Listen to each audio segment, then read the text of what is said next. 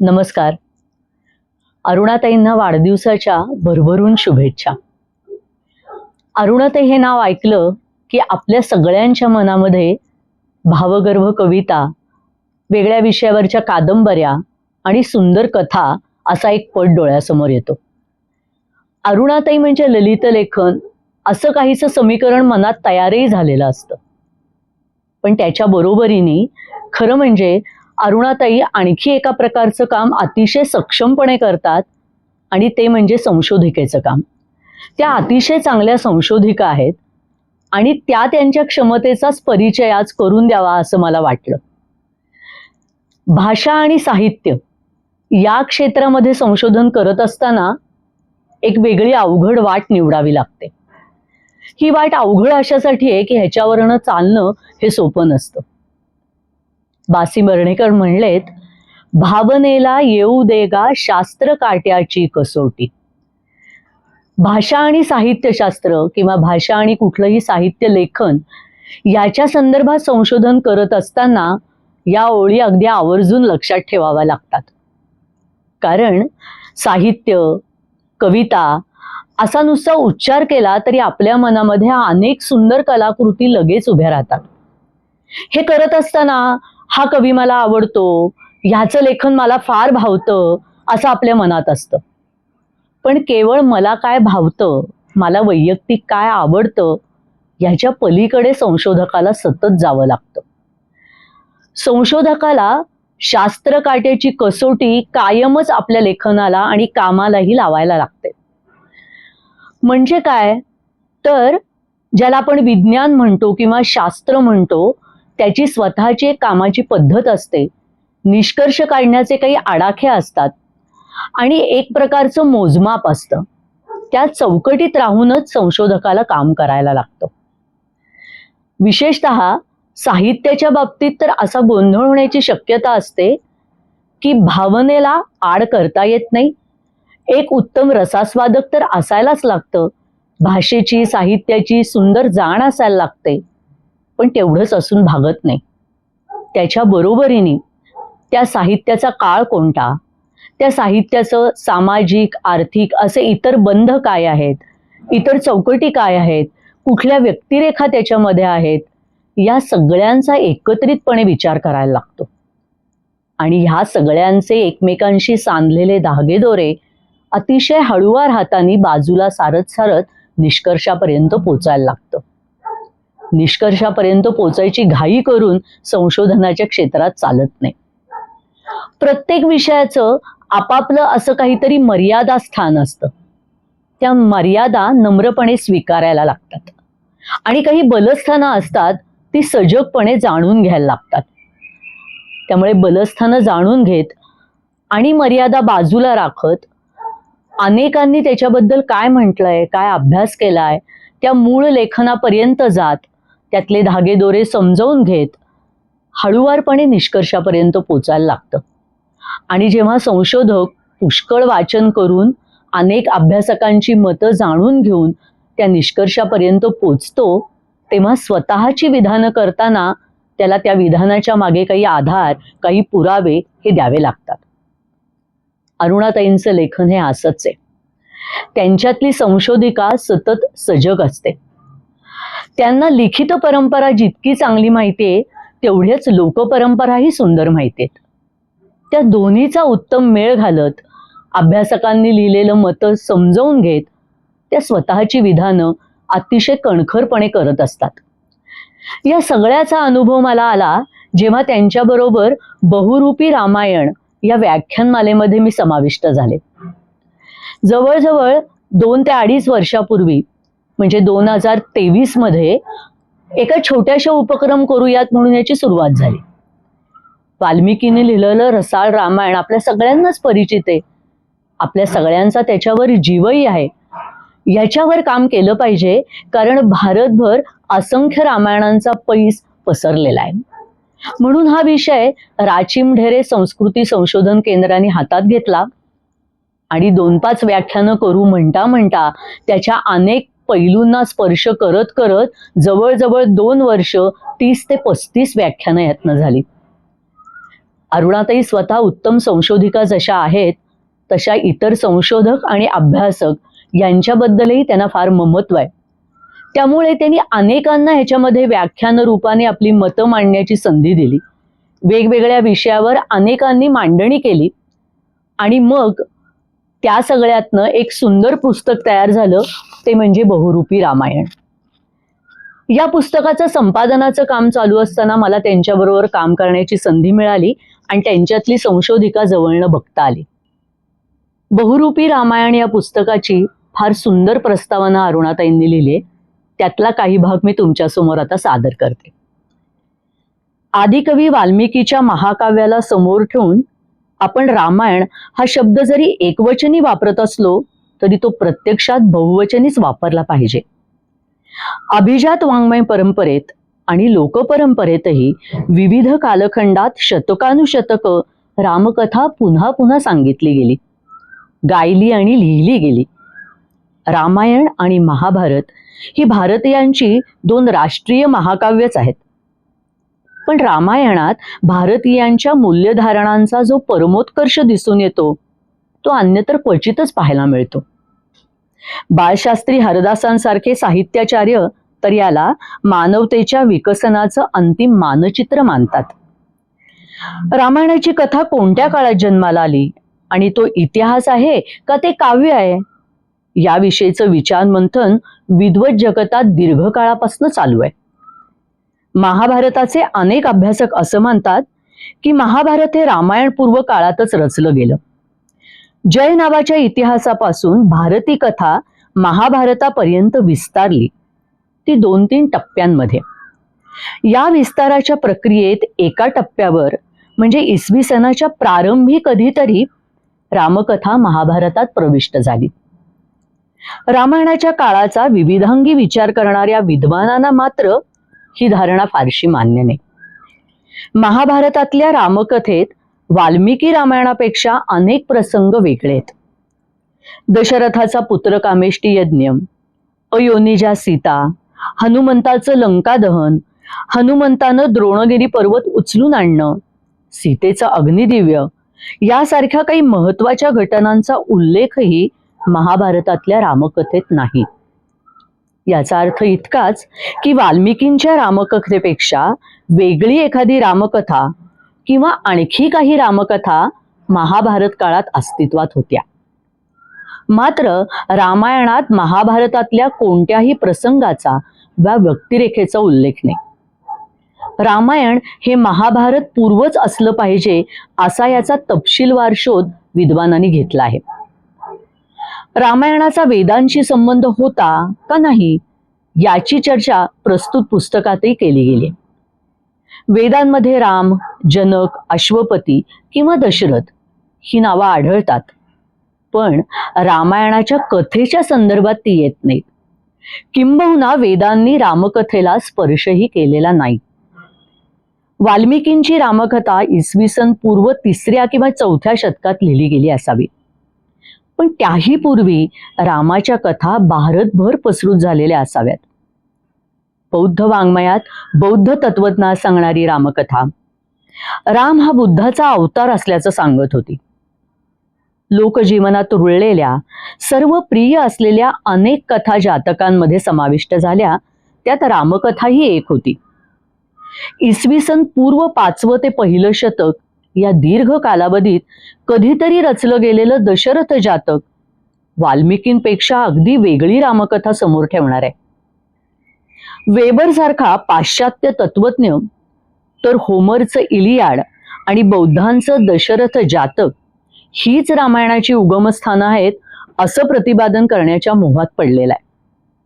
अर्थात त्याचं प्रतिपादन याकोबी आणि कामिल बुल्के यासारख्या पाश्चात्य अभ्यासकांनी आणि दिनेशचंद्र सेनांसारख्या एतद्देशीय अभ्यासकांनी संशोधनपूर्व अग्राह्य ठरवलंय. पण एक मात्र खरं की वाल्मिकींपूर्वीच रामकथा संपूर्ण भारतभर मौखिक स्वरूपात प्रसृत केली होती. हळूहळू त्या लिखित वाङ्मयात प्रतिष्ठित झाल्या. त्याच टप्प्यावर वाल्मिकींचं रामायणही शब्दबद्ध झालं.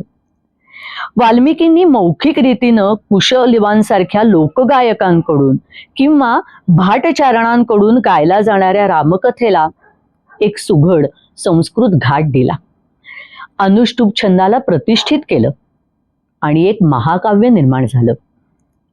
आर्ष महाकाव्याची लक्षणं उत्तर काळात वाल्मिकी रामायणाचा आदर्श डोळ्यासमोर ठेवूनच सांगितली गेली आहेत. रामकथा वाल्मिकी पूर्व काळात लोकपरिचित होती. याचा एक सुस्पष्ट पुरावा वाल्मिकी रामायणातच मिळतो. रामायणाच्या रचनेची कल्पना वाल्मिकींच्या मनात यदृच्छया आलेली नाही. एखाद्या थोर चरित्र पुरुषाविषयी काहीतरी उत्तम काव्यरचना हातून व्हावी अशा इच्छेनं श्रेष्ठ अशा पुरुषाचं गुणगान करून त्यांनी नारदांना प्रश्न केला, अशा गुणसंपदेनं युक्त या पृथ्वीवर सांप्रतकाळी कोण आहे? त्यावर एवढी गुणसंपदा एके ठाई सापडणं अति दुर्मिळ आहे. पण श्रीराम हा इक्ष्वाकू वंशीय राजपुरुष असा आहे की त्याच्यात तुम्हाला अभिप्रेत असलेले सर्व गुण सम्मिलित आहेत, असं उत्तर नारदांनी दिलं. बालकांडात म्हणजे वाल्मिकी रामायणाच्या प्रारंभीच्या कांडात हा संवाद समाविष्ट आहे आणि वाल्मिकींना नारदांनी अगदी थोडक्यात रामचरित्रही सांगितलंय. बालकांड आणि उत्तरकांड प्रक्षिप्त आहे हे काही संशोधकांचं मत बाजूला ठेवून या संवादाचा उलगडा करताना आधुनिक अभ्यासकांनी दोन गोष्टींकडे लक्ष वेधलेलं दिसतं. एक म्हणजे इक्ष्वाकू वंशातला श्रीराम हा राजपुरुष ऐतिहासिक असला पाहिजे आणि दुसरी गोष्ट अशी की रामाची चरित्रकथा लोकजीवनात वाल्मिकींपूर्वीच प्रसृत झालेली असली पाहिजे. बहुधा गाथा या प्राचीन काव्यबंधात ती असावी आणि कुशलिवांसारखे लोकगायक तिचं गायन करीत असावेत असाही संभव आहे. शतकभरापूर्वी विविध ज्ञानविस्तारासारख्या नामांकित मराठी नियतकालिकात रामायण संहितेसंबंधी मोठाच उहापोह झाला. त्यात मल्लेशलिंगम यांच्यासारख्या काही विद्वानांनी रामकथेचं मूळ थेट इजिप्तमध्ये नेलं आणि भास्करराव जाधवांसारख्या लेखकांनी त्या मताचा पाठपुरावा करणारं एक स्वतंत्र पुस्तकही प्रसिद्ध केलं. मात्र वेबर काय किंवा मल्लेशलिंगम काय यांची मतं रामायणाचा भारतीयांच्या सर्व सांस्कृतिक संदर्भासह विचार करता अर्थातच टिकणारी नव्हतीच. केवळ साम्यस्थळांवरून किंवा अर्धवट शब्दसाम्यावरून स्थलकालाचा निर्णय करणं, अनुल्लेख हाच कालनिश्चितीचा पुरावा मानणं, प्रक्षेपांना शास्त्रीय नियमांनी बद्ध करून महत्त्व देणं इत्यादी अनेक गोष्टी आजवर महाभारत किंवा अन्य ब्राह्मण ग्रंथांसारख्या प्राचीन ग्रंथांच्या संशोधनाबाबत जशा घडल्या तशाच त्या रामायणाबाबतही घडलेल्या आहेत. ज्या देशाची अत्यंत संपन्न आणि विविधांगी अशी ज्ञान परंपरा हजारो वर्ष मुख्यतः मौखिक रीतीनं पुढे जात राहिली आणि लोक अभिजाताचे प्रवाह सतत परस्परांमध्ये मिसळत राहिले, त्या देशात अवघ्या 500-700 वर्षांपूर्वीच्या कृतीसंबंधी सुद्धा निश्चित विधान करणं फार कठीण होतं. मग रामायण महाभारतासंबंधी विद्वानांना काही निर्विवाद निश्चित मतप्रदर्शन करणं कसं अशक्यप्रायच आहे याची कल्पना आपण करू शकतो.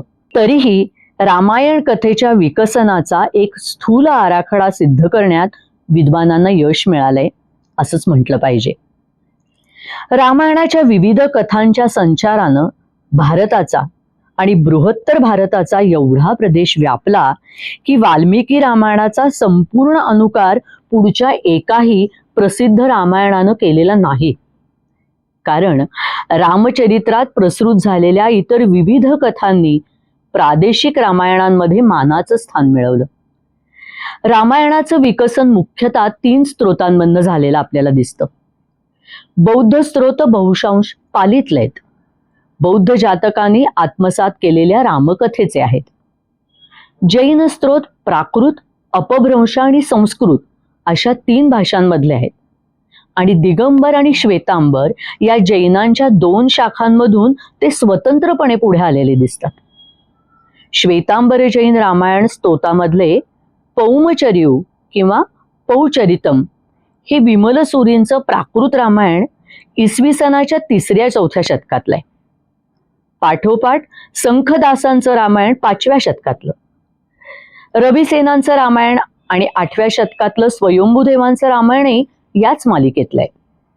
दिगंबर जैनांचं गाजलेलं रामायण म्हणजे गुणभद्रांचं संस्कृत उत्तर पुराण, हे 9व्या शतकातलं. दक्षिण भूमीवर झालेली ही रामायण रचना वाल्मिकी रामायणापेक्षा वेगळी तर आहेच, पण जैनांच्याच पौमचर्यपेक्षाही पुष्कळ वेगळी आहे. एके रामानुजन आणि डेव्हिल शुल्मन सारख्या अभ्यासकांनी या वैशिष्ट्यपूर्ण रामकथांचा आणि विशेषतः तमिळ कंब रामायणाचा वाल्मिकी रामायणाच्या तुलनेत सखोल विचार मांडलेला दिसतो. वाल्मिकींना वाट न पुसता इसवी सनानंतर अगदी 19व्या शतकापर्यंतचे अनेक कवी रामकथा सांगताना आपल्या आपल्या स्वतंत्र प्रतिभेचा आविष्कार करताना दिसतात. 6व्या-7व्या शतकातले नरसिंह पुराण, भागवत पुराण, भट्टी काव्य किंवा रावणवध काव्य किंवा 9व्या शतकातले कुमारदासाचं रामायण, बंगालच्या अभिनंदाचं रामायण, 10व्या शतकातलं प्रसिद्ध तमिळ कथाकाव्य म्हणजे कंबन कमीचं रामायण, काश्मीरच्या क्षेमेंद्राचं 11व्या शतकातलं रामायण, भोजराजांचं चंपूक रामायण काव्य, 12व्या शतकातलं भुशुंडी रामायण, तेलुगूमधलं रंगनाथ रामायण किंवा भास्कर रामायण यासारखी काव्य, 13व्या शतकातलं आसामच्या माधव कंदलींचं रामायण, साकल्य मल्लाचं उदार राघव काव्य, बंगालीतलं कृत्तिवास रामायण आणि आनंद रामायण ही काव्य, कर्नाटकात कुमार वाल्मिकी म्हणून गौरवल्या गेलेल्या नरहरी कवीचं 16व्या शतकातलं तौरवे रामायण. याच कालखंडात नागचंद्रांचं जैन रामायण, ओरिसातलं सर्वप्रिय जगमोहन रामायण, त्यापूर्वीचं ओरिसामधलं सरलादासांचं रामायण आणि जगमोहन नारायणांच्या नंतर विश्वनाथ गुंडी यांचं रामायण किंवा तमिळमध्येच कंबन कवींनंतर याडव समाजातल्या इम्पेरुमन या रचनाकाराचं थाक्काई रामायण यांचा विशेष उल्लेख करायला हवा. कितीही रामायण, रामकथेच्या लोकप्रियतेचा कळस ज्यांनी गाठला ते तुलसीदासांचं रामचरितमानस हे 16व्या शतकातलं. काश्मीरमध्ये अगदी अलीकडे 19व्या शतकात रचलं गेलेलं आणि लोकप्रिय झालेलं प्रकाश कुरिगामी यांचं प्रकाश रामायण आणि गुजरातमधले गिरीधरांचं रामायण हेही याच काळातलं.